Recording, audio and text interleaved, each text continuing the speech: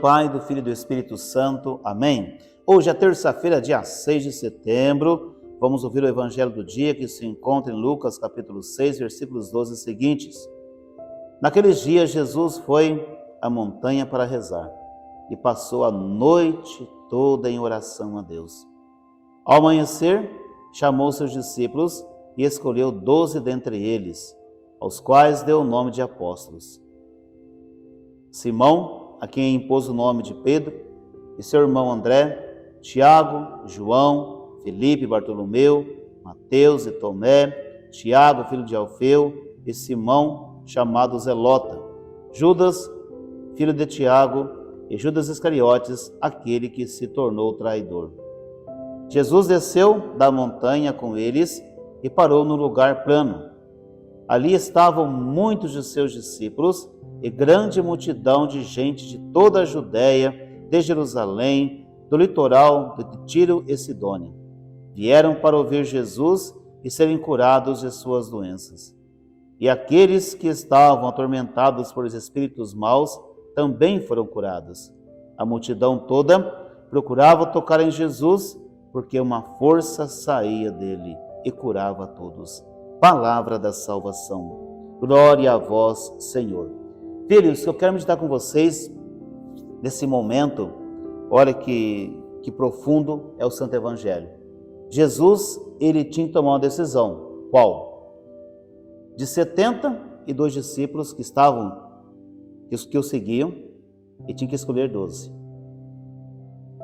Antes de tomar a decisão, ele passou a noite toda em oração. Passou a noite toda rezando, pedindo, falando com Deus. Aí depois que ele foi e escolheu 12 discípulos. O que nos ensina esses dois versículos do Evangelho de hoje?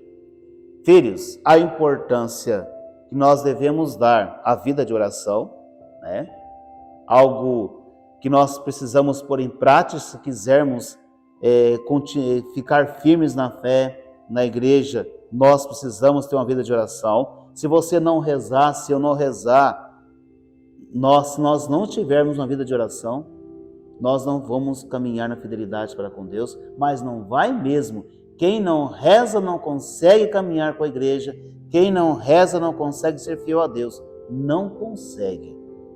Porque oração é um diálogo que nós temos com Deus, é esse diálogo que nos vai transformando e mudando a nossa história. Um outro passo a ser meditado, meu filho e minha filha, é quando Jesus ele convida os 12 a segui-lo. Ele rezou antes.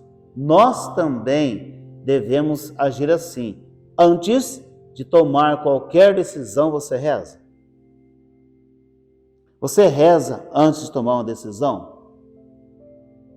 Pedindo a Deus sabedoria, discernimento, para ver se é o caminho certo. Se você tem rezado antes de tomar uma decisão? Eu tenho rezado antes de tomar uma decisão? Porque quando eu rezo, eu peço discernimento a Deus para que eu possa dar o passo certo, eu estou colocando a situação nas mãos de Deus.